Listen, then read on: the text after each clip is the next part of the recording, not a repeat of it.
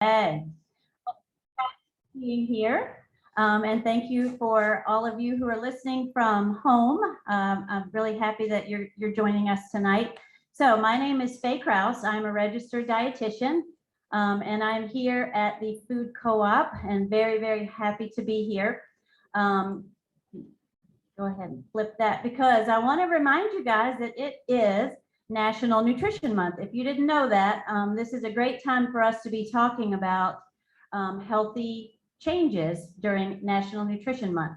Not only is it Nutrition Month, but today is National Registered Dietitian Nutritionist Day.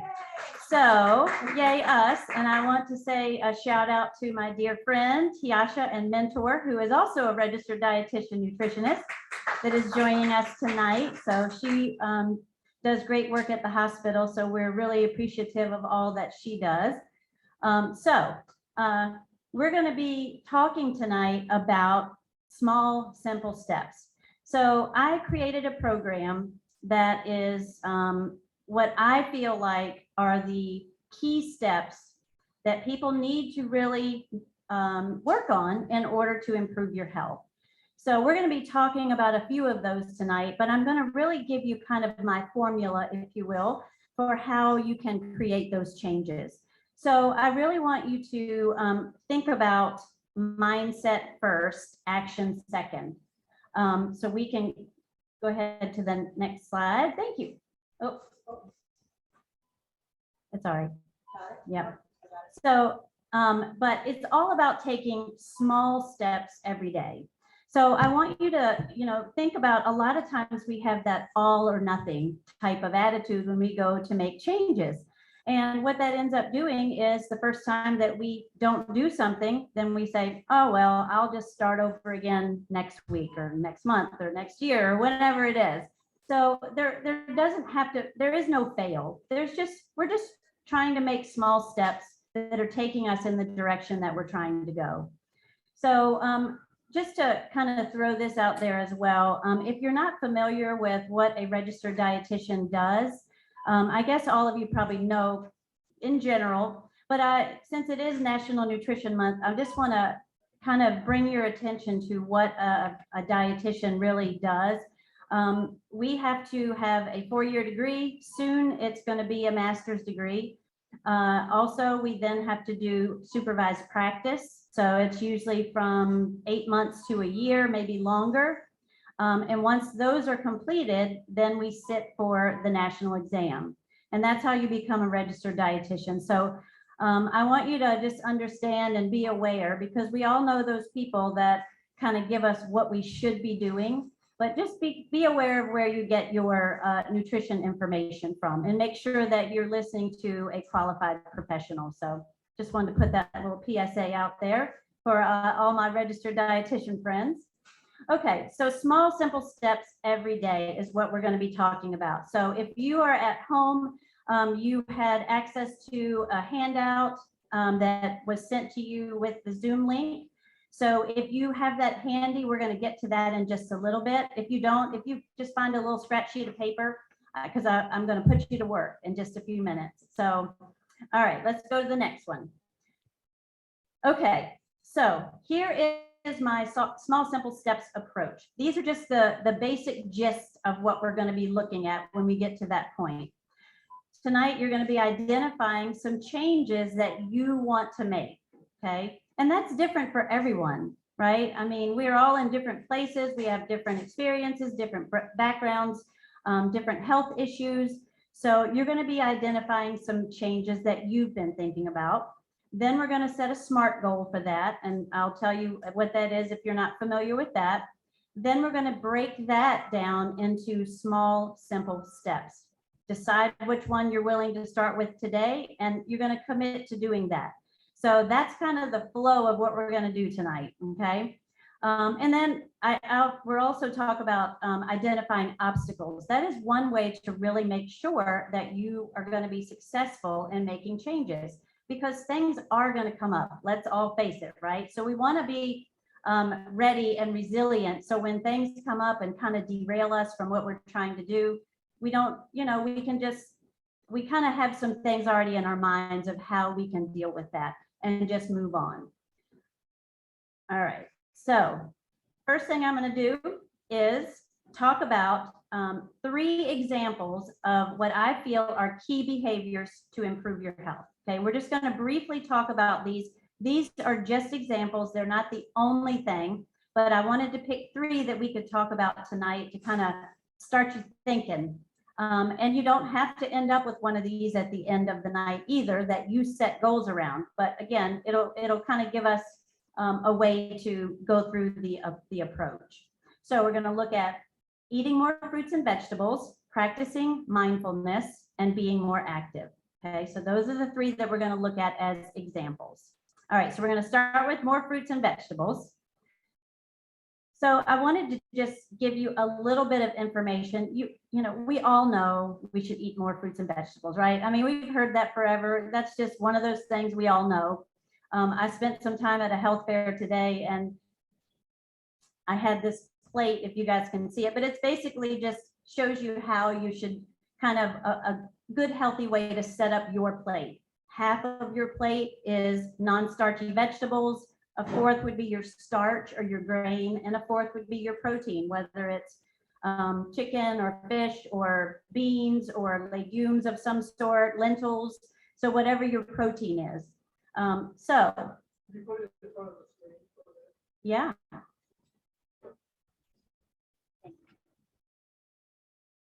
Sorry, I forget. Is that it? Okay. All right. Just so you guys can kind of see. But it was funny, as I had people come by the table today and talk to people, the first thing people would say is, oh, I don't do that like I should. I don't eat near enough fruits and vegetables. And I was like, yeah, I'll be talking about that tonight. But that's always the case, right? We always feel like we could do more.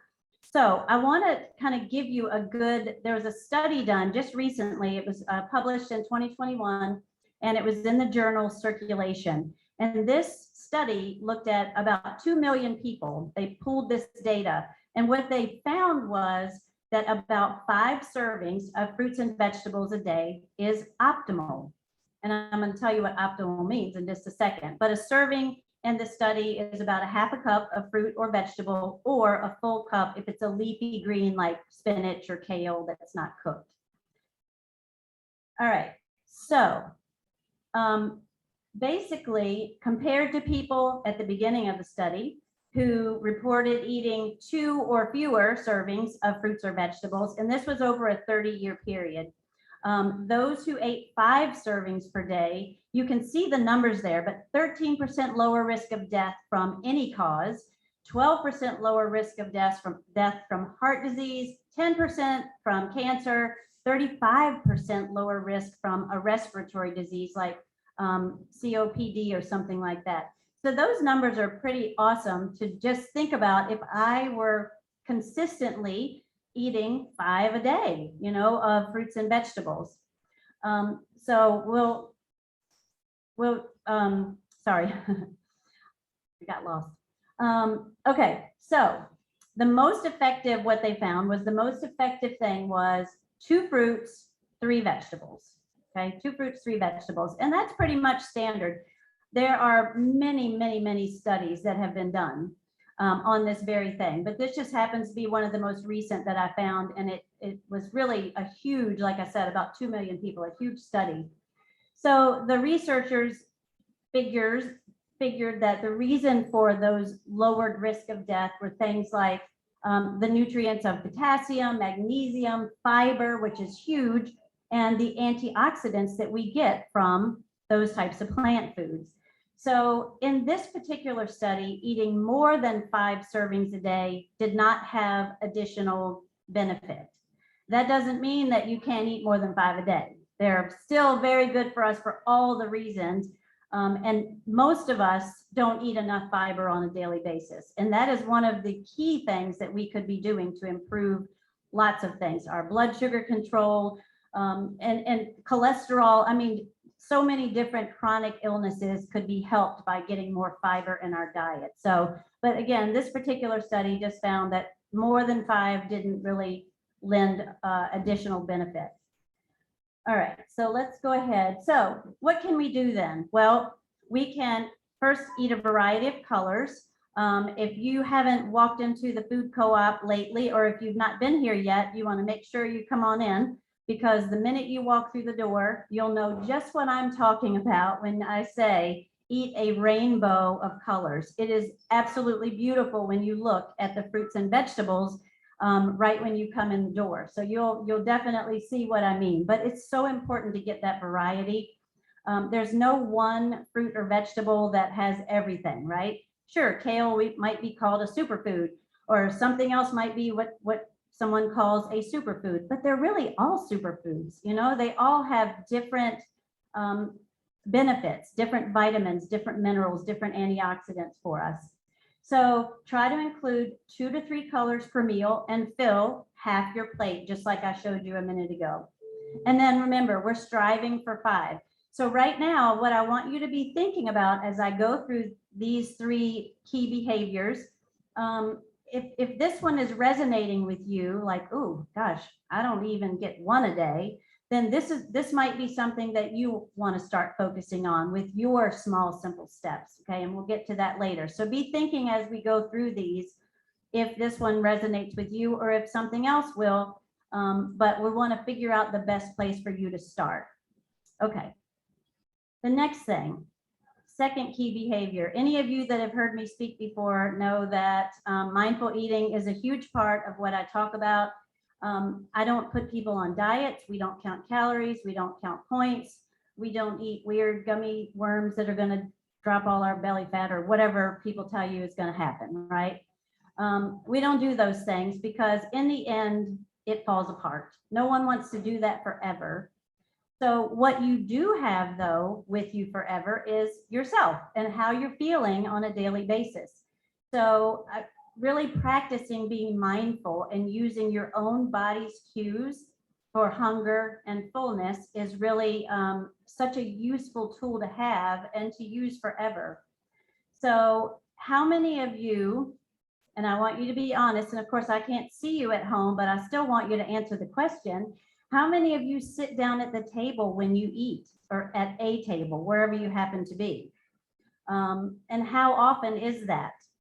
You know, so often, you know, we do the drive-by, we grab something and we're running around the kitchen. If you have other people in your home to feed, you know, it's hard sometimes, right? To be able to sit down and actually pay attention to your food and to how you're feeling. But we have to do the best that we can. So when you have the opportunity, I've had people say, well, at work, I don't have time. I have to just eat at my desk. No, you don't. You can stop for 15 minutes, 30 minutes, and you can enjoy your food. That's the way that that's supposed to work. So pay attention to the colors, the smells, the sounds, the flavors, all of those things, the textures.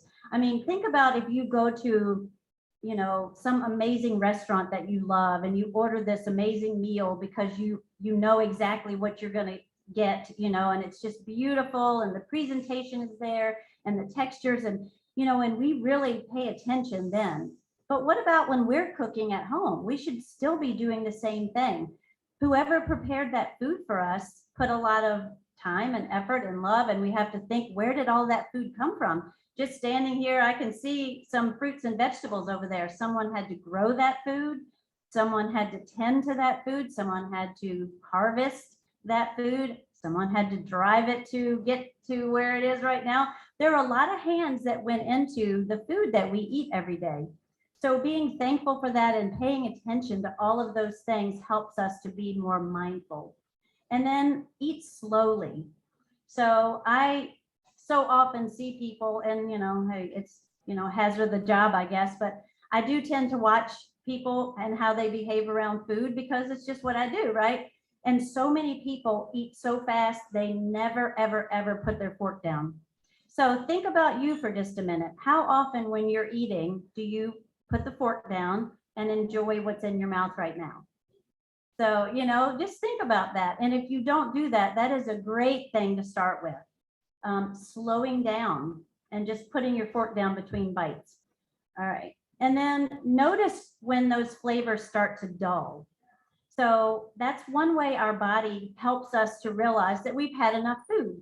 Sure, it might still taste good, but you'll notice if you start paying attention. Just think about if you've ever gone out and again, you get that one dessert that you know is amazing. And that first bite is just so, you just can't believe how good it is. And the second bite is super good. And the third bite is great. But as you eat more and more bites, you really end up, I mean, you're still enjoying it, but it's not like those first few bites. And those would probably be enough. And then you can take it home and eat the rest the next day, right? So, really pay attention to those kinds of things. The goal is to feel satisfied, not necessarily full, but satisfied. And then practice stopping if there's food on your plate, if you're comfortable and satisfied. So many of us, we feel like we can't leave food on our plate because it's wasteful, and it is. But be careful about how much you take to begin with, or if you're at a restaurant, pack that stuff up and take it home with you and enjoy the rest of it some other time. So again, be very careful about that. I always start with small dishes at my house. I have a little bowl that I eat out of almost, I just do, I don't know why. But I start small, and if I want to go back, I get more. But if I eat off of a big giant plate like you get in a restaurant, it's a platter really.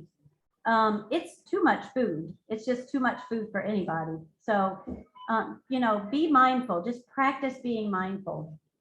So the goal is to finish feeling energized, right? We want to have energy to keep doing the things we have to do, not feel stuffed, like we just want to lay down and take a nap, right? So food should energize us, not make us feel like, feel terrible. Okay, so that's a little bit about mindfulness. And then the third thing is be more active. So if I really had to pick my top three, and there are plenty of things we can talk about, but this would probably be my other top three.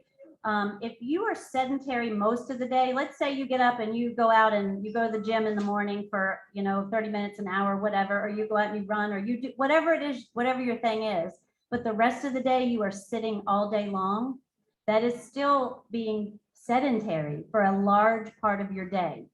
So I want you to not just think about, oh, I gotta do X, Y, Z every, how many times a day, but just being up and moving around.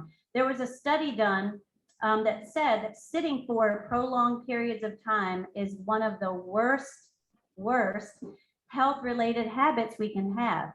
So, if you work at a desk all day, you're looking at a computer screen, you're going to have to build those breaks in for yourself. Set that timer on your phone and get up every hour and just move around a little bit. Walk to the bathroom, walk over to a coworker's desk, whatever the case might be. But we want to make sure that we're getting up at least once an hour. All right, so regular physical activity is beneficial for so many reasons, not just your health, but your overall well-being, your mental health. But it boosts your immune function, improves your sleep. I talk to so many people who have very impaired sleep habits, and this is going to bleed over into so many other areas of life. Reduces stress, improves your bone density, helps prevent chronic disease. There are so many reasons to be more active. And again, I'm not saying you got to go out and work out hours a day. That's not it at all. We don't want to just think of exercise either as a weight loss tool. A lot of times people will get on this diet kick and they're like, oh, I got to lose weight, so I've got to exercise.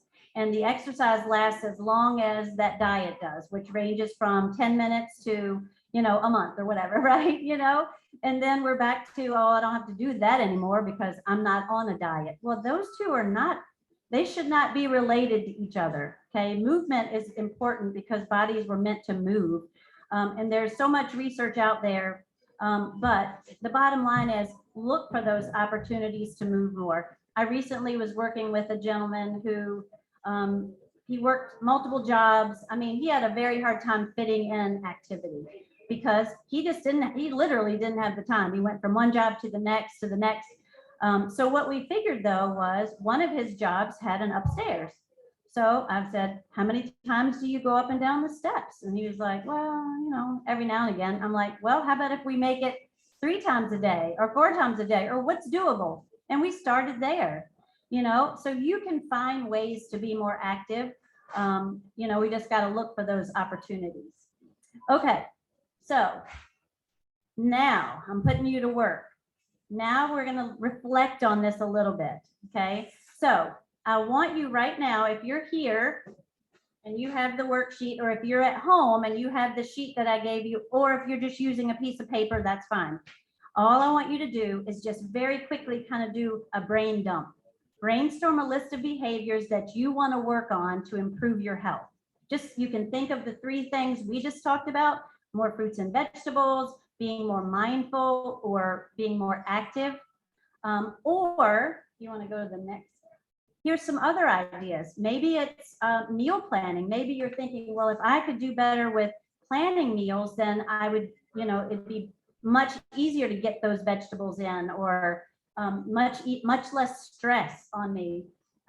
Stress reduction, that's a big one. I mean, who's not stressed these days, right? We all have stress for a variety of reasons. I mean, there's a lot going on in this world. So that's another idea. If the other 3 didn't, resonate with you: better sleep, eating less sugar, new and easy recipe or meal ideas, adding more plant proteins to your diet. These are just some other ideas. But so just as you're listening to me talk, just think about, what are some things I really want to do to improve my health? So I'm just going to give you a few more seconds, and just however many, 3, 5, however many you get to.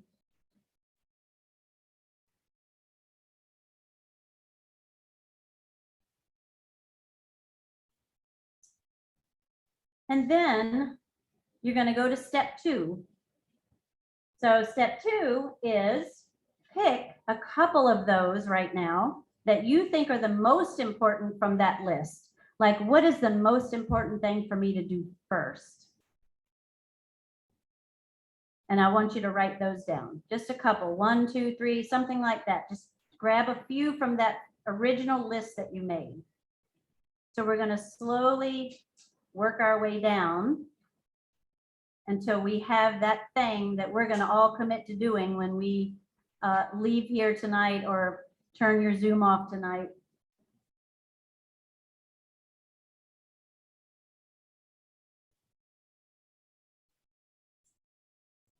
All right, we'll go ahead to the next. So after you've got a couple of those written down, I want you to then go to step 3. And that's on, if you're using the handout I gave, that's on the back. And you're going to pick the one thing that you're willing to commit to today. So from that shorter list, that 1, 2, 3 things you wrote down that you want to start with, which one are you going to commit to? And I really love this little quote: commitment is an act, not a word, right? Because we have to do something with it. We can't just say, yes, I want to be more active. I want to have more fruits and vegetables. I want to be more mindful. We've got to commit to acting on that. So really important. So pick that one thing that you are willing to start with and write it down.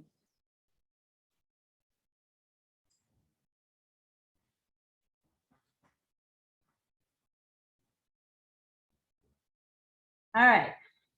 Then the next thing is to set a SMART goal.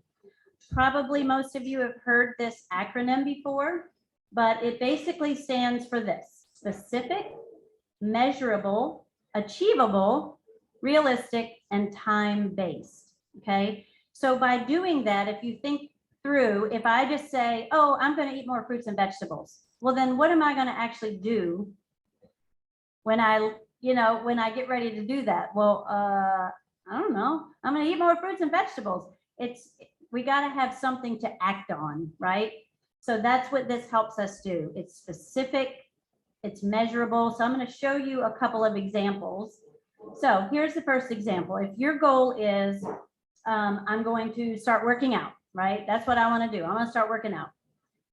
Making it a SMART goal might look like this: I'm going to walk 3 times a week, Mondays, Wednesdays, and Fridays before work for 20 minutes. That would be a very specific goal, right? That's a SMART goal. What if you say, oh, I couldn't do 20 minutes, I could do 10. Again, you've got to do what's realistic for you. And what's you know, what feels right for you. So, but that's just an example. And maybe it's twice a week, maybe it's once a week, but we want to be consistent with whatever it is. So another example would be, okay, say I want to eat more vegetables, right? Well, how are we going to do that? We're going to eat at least one vegetable at dinner 5 days a week. Now I've got something specific that I can say, okay, that's what I'm working toward. I'm going to make sure I get one vegetable at dinner every night, right? So that is a SMART goal. All right, so once you have written down your SMART goals, so I'm going to give you a second to do that, and then we'll move to this next step. So take whatever you said you're committing to tonight and try to write a SMART goal around it. How are you going to actually get started? Give yourself some form of time. Is it once a week, twice a week? Is it 5 minutes, 10 minutes? Is it one vegetable? Is it one fruit? Whatever it is. Maybe it's meal planning that you struggle with. So I'm going to spend 15 minutes on Sundays thinking about what we're going to eat this week. So I don't have to be so stressed out every night when everybody's staring at me saying, what's for dinner? And I only have one, my husband, saying that, and that stresses me out. So you know, if you've got a family at home that's looking at you waiting, it can be very stressful. So that's a great goal to set. Okay, so after you've got your SMART goal, now what small steps can you take? So if we were going to say, I'm going to try a new fruit or vegetable, can you go back just one? I'm sorry. So here are some ideas of ways, these small steps to help me get to that goal. What if I said I'm going to eat one vegetable a night, right? And for dinner. So maybe I say, okay, well, how am I going to make that happen? Well, I'm going to add some ready to eat fruits and vegetables to my grocery list. You know, maybe it's, I really don't have time, so I don't want to have to prepare anything. So I'm going to buy apples, oranges, cucumbers, things that don't take a lot of time, right? That you can just add. Or maybe you'll say, well, I'll consistently plan meals that include 1 to 2 veggies. I'll commit to trying one new fruit or vegetable a week, or I'll try a new way to prepare a vegetable. Whatever those little steps are that will help you get to your SMART goal. So you're just, again, we're just breaking it all the way down.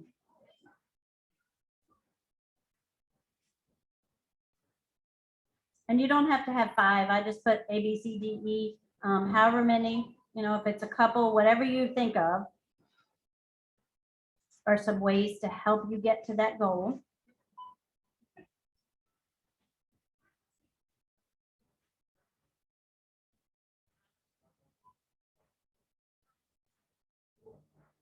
All right, and then we'll go to the next one. And then we're going to decide which of these steps we are going to commit to first.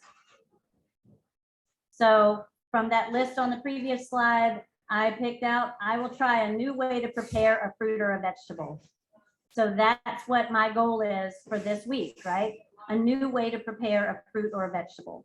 So not only, remember I said earlier, sometimes things come up. Maybe maybe it's activity, and you've tried in the past to be consistent with being more active, and you just, you know, you kind of stop after a while and that sort of thing. So think about those obstacles, things that you know might be a barrier to you meeting that goal. So for example, here are some barriers that might come up for this one. Well, I have no idea what to do. Yes, I want to find a new way to prepare a fruit or vegetable, but I don't even know what to do. That's a barrier, right? I don't have time to learn new techniques. Maybe you just feel overwhelmed by that. It's just too much. I'm really picky, and so is the rest of my family. You know, maybe that's what you're thinking. So think about those obstacles and figure out, well, what can I do about it? Because the idea tonight is to make a commitment, to make an action, right, of how you're going to make this happen, because you picked the goal that you're leaving here with tonight. So we've got to figure out how we're going to make that be successful. So I have no idea what to do. Well, we all have the Google, right? So that will tell us lots of things. Reach out to your favorite dietitian. That's another great way to find some new ideas. I don't have time to learn new techniques. It doesn't have to take a long time. Just decide while I'm watching TV for 30 minutes one night, I'm just going to Google preparing vegetables, just Google it. You'll come up with a million ways and just pick something and do it. It doesn't have to be time consuming. And then if you're really picky and so is your family, all the more reason to do this. We know that over time, and this is true for children as well as adults, the more we try new things, the more we're going to like new things. So, when people say, oh, but my kid's too picky, they won't eat anything but chicken nuggets and French fries. Well, you got to do something about that. You keep offering them other foods, right? If that's all they ever see, then that's all they're ever going to eat, right? So we've got to let them touch foods, and the same with us. I mean, we eat with our eyes too, and our hands and everything else. So let them feel new foods, new vegetables and things. There's lots of different ways to experience a new food that don't involve actually eating it before we ever get to that point. So, but what we're trying to do again is just identify things that might be an obstacle and come up with ways to proactively deal with those things. Okay. Anybody have a question so far? All right, so we'll go ahead. All right, then if you are down to that last thing that you have said, this is what I'm committing to, here's my small, simple step that I'm going to take to get there. I've thought about the obstacles that might come up, but we're going to figure out ways, and I've already started figuring out ways to deal with those.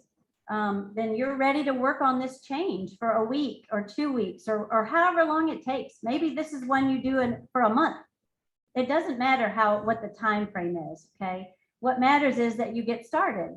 And just think, if you, every small step matters. If you consistently work on that original list that we did at the very beginning, think what can happen in a month or 6 months or a year. If you try to do some new step for 1 week, the rest is, for a year, that's 52 changes you'd be making, even if you cut that in half. So 20, whatever that, you know what I mean? So it adds up. So I want you to be really careful about that all or nothing thinking, because that just keeps us stuck. And it keeps us in a place that we're never, ever going to get where we're trying to go. Okay. So I want you to keep in mind that health is a journey. It's not a destination. We don't just get there and go, oh, now we're healthy and we don't have to do anything, right? Because things change, as we get into different stages of life. Our needs are different. Our nutrition is different. Lots of things are different, So you have to just kind of roll with it and know that it's not something we get to. That's one of the reasons, and I always have to get on my soapbox, so just bear with me, but that's one reason diets don't work, because we are looking for a destination, not a journey, right? And this is a journey. We're hoping to be here for a really long time, right? So focus on building sustainable habits. What are things you can do to improve your health? Because improved health means I feel better every day. I'm happier, right? That's what really, no one wants to be sick. And there are lots of things we can do to improve our health. There is no magic pill.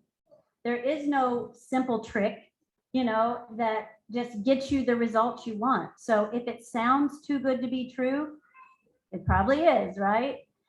So just keep that in mind when you see things that feel like a quick fix. Well, I'll just go on this thing and I'll reach my goal in 30 days. I'll lose X amount of weight. Well, then what? Then what? Then you do it again, and then you do it again, and then you do it again. And you end up in the same spot over and over. So the goal is consistency in your daily habits. It's not perfection. No one's perfect. We don't need to be perfect. We're just trying to do the best we can, right? And that's what we need to keep doing. All right, so I saw this meme and I just thought it was really powerful. When babies take their first steps and they fall on their bottom, we praise the first step.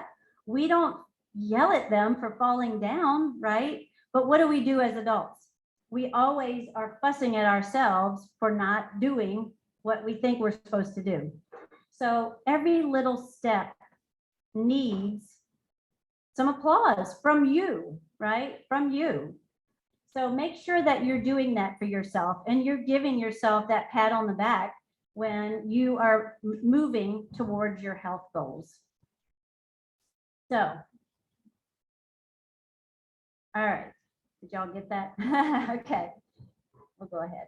Okay, so if you are here in person, I have a little flyer about my Small Simple Steps program. I just started this. It's 6 weeks. We cover 6 different topics, 3 that you kind of saw a little glimpse of tonight.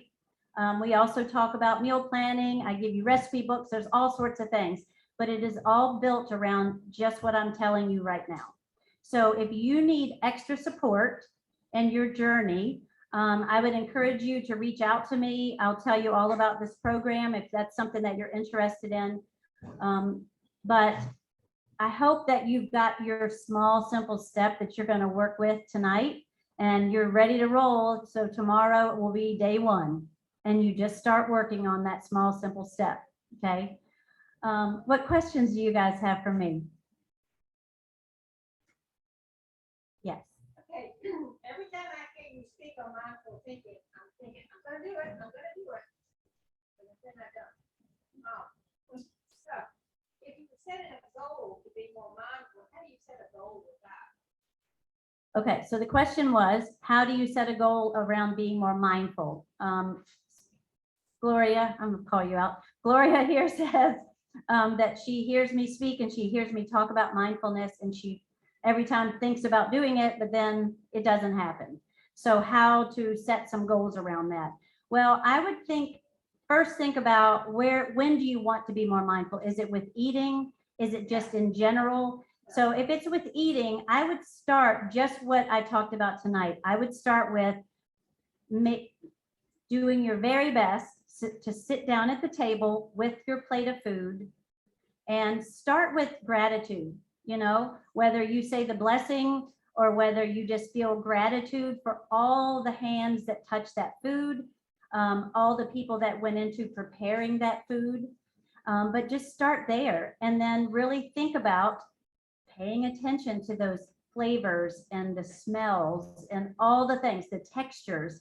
A lot of times in these talks, and you guys have probably been here when I've done this, I'll give out something like a chocolate. And we actually do a mindful eating activity where it's so different when you are really focused on what's in your mouth right now versus shovel it in as hard as you can go.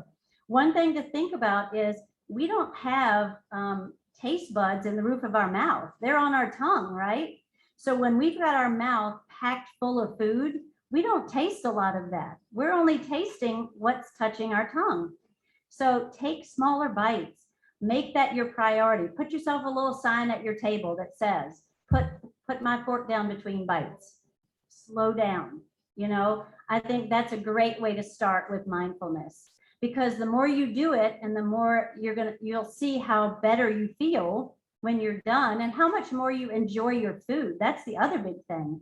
You enjoy the food so much more when you're actually paying attention to the food versus I'm watching TV and I'm shoveling it in, or I'm running around, or I'm on my phone, or whatever, all the things we do. And sometimes we're still going to do that, let's face it.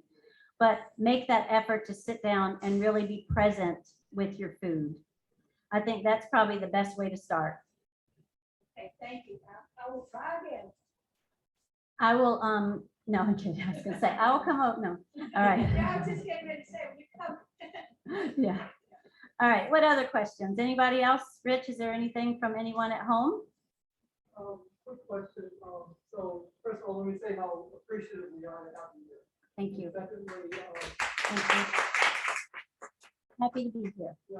So what do you think about like counting calories as opposed to focusing on fruits and vegetables? How do those two things interact? How does that all work together? Yeah, that's a great question. Okay, so Rich is asking, how do things like cutting calories and eating more fruits and vegetables, how does all that kind of thing interact with each other?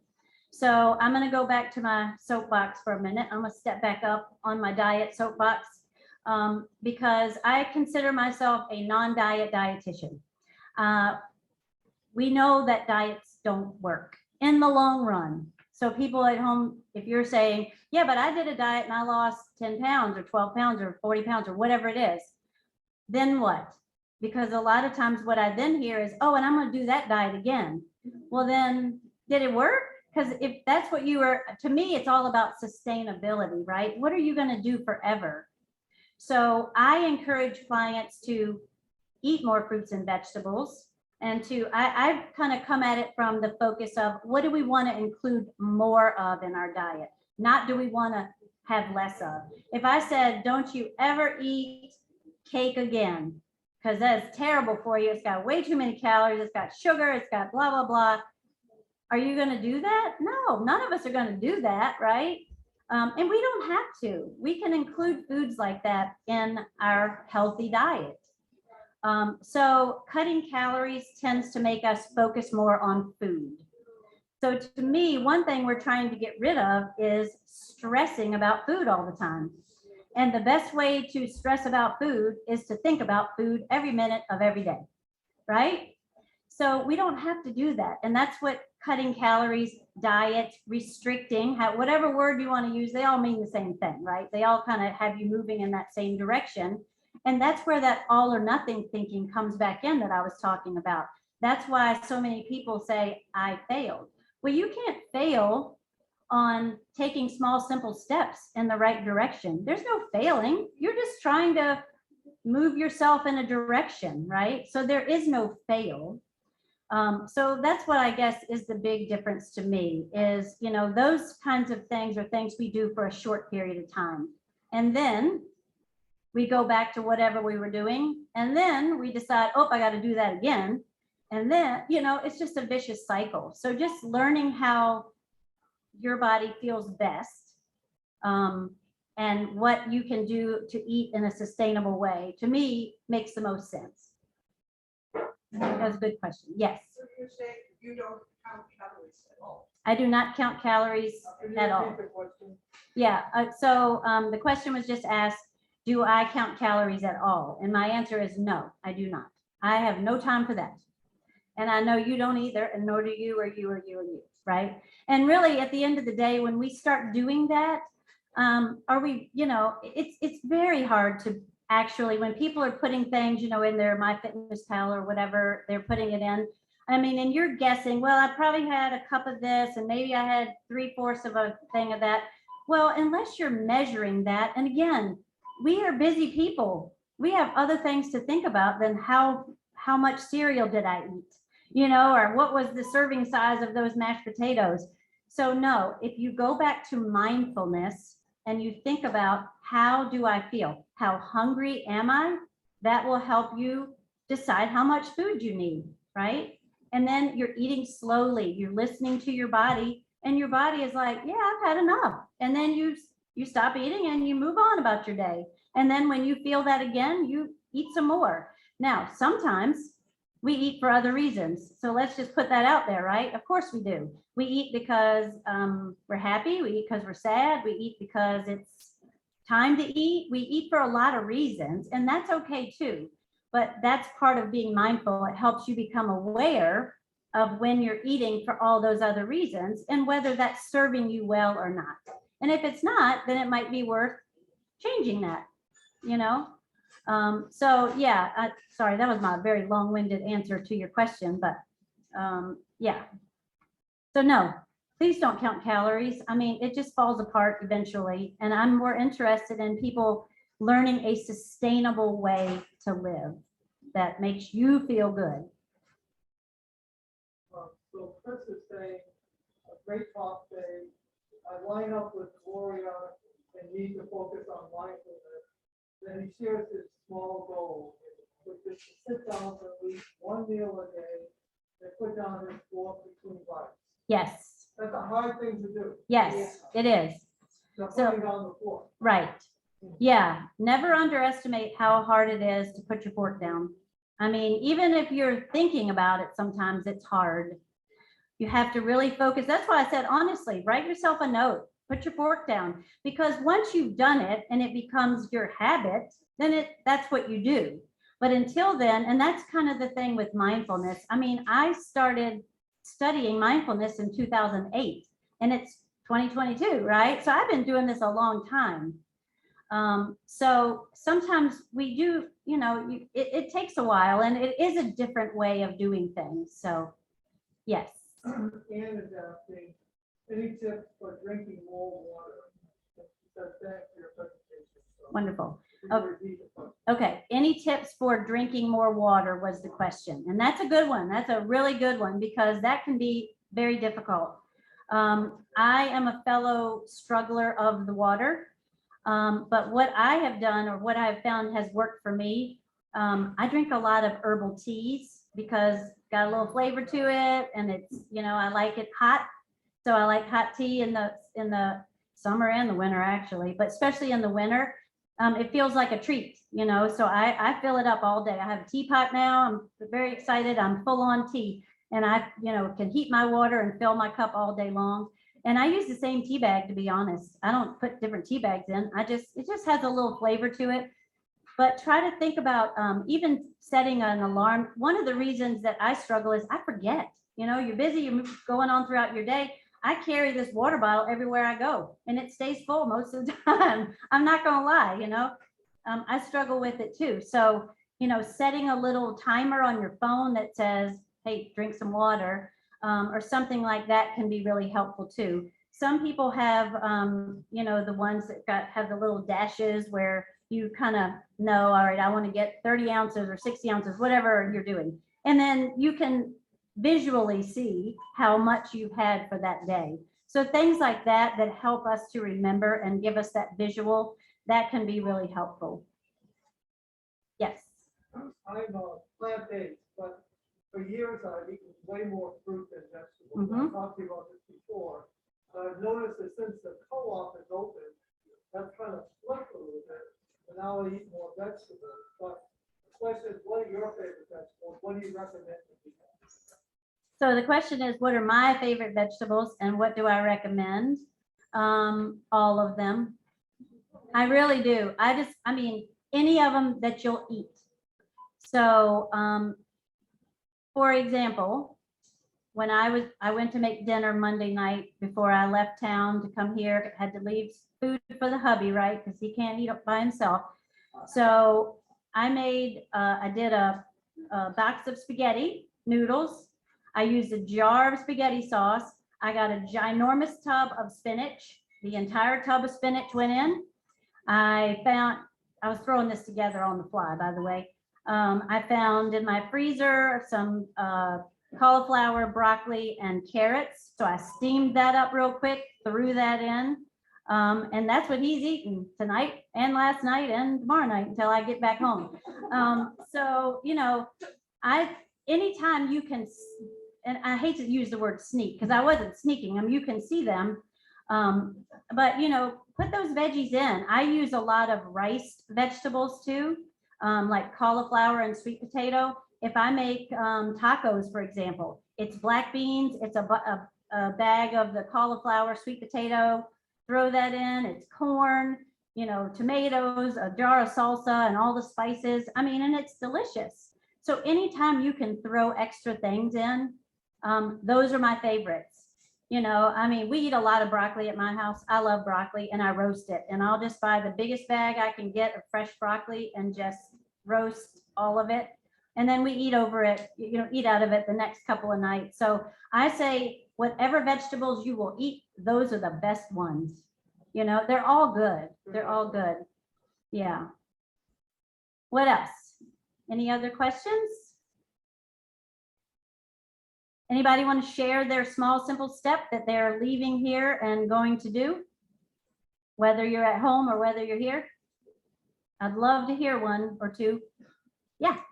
All right, so I want to drink more water. Okay, drink more water. The only thing is that when I read about how much you should drink, they always say half your body weight in ounces. And that, for me, is a lot of water. Yeah. So I don't know whether to start, what is a reasonable amount of water to drink a day for a beginner drinking Yeah. water?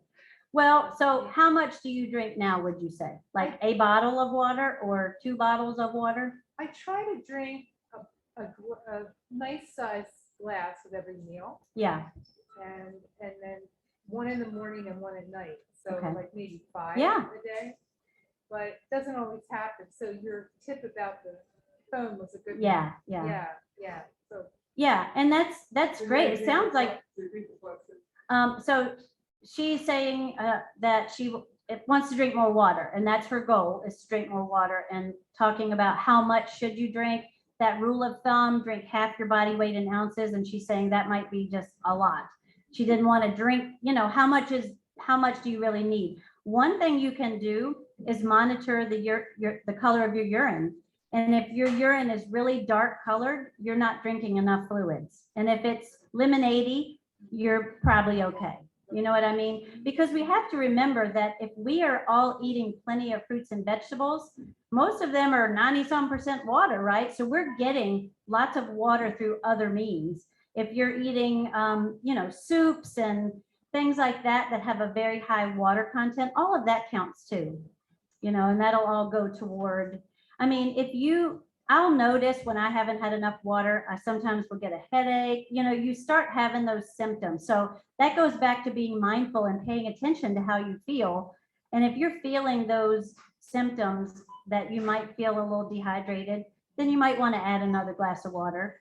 But it sounds like what you're doing right now is really good. well, that's the goal. That's Yeah. not every day. Yeah, but, yeah, like right. sometimes I'll find that glass of water, Right. from breakfast still Oh, on the yeah. counter. Yep. Yep, I think we all do that one, but yeah, okay, perfect. Anything else? I don't know what time it is. Am I good? Okay. Any other questions? Anybody want to share a SMART goal with us? Did anybody say yes or no? Or So you already know mine, mindful eating. yeah, so we've got a mindful eater over here. Can't wait to hear all about it. Anything else? Yeah. I'm gonna try fruit. Okay. We got one that's going to try eating more fruit. Do you not like fruit? Is that the, okay, yeah, she doesn't like fruit. Otherwise, I eat it. Yeah, well, I didn't know, sometimes, I don't know. So what is your favorite fruit? Okay, yeah, and that's great. So she said an apple. So yeah, just think about getting an apple in, an apple a day keeps the doctor away, right? But yeah. So whatever your goal is, I just, again, want to encourage you, small, simple steps in the direction you're trying to go. If you feel like you need extra support and help and ideas, please reach out to me. If you have the handout that was sent to you guys that are not here in person, my contact information is there. So feel free to reach out. I'll be happy to tell you about my Small Simple Steps program or anything else that you need help with. So thank you guys so much. This was great. I appreciate it.